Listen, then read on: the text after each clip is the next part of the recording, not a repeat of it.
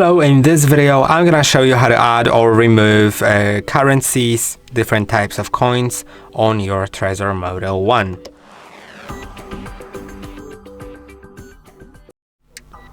To do it, go to the settings in the TREZOR Suite, then go to coins.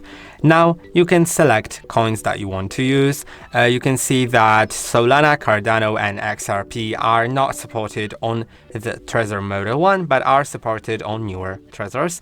There are some testnet coins, and testnet coins can be used to just test how everything works here.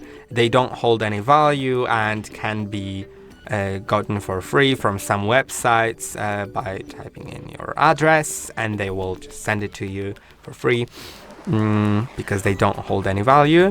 And yeah, I'm just gonna activate Litecoin. Then if I activate the coin, you'll see it shows up here.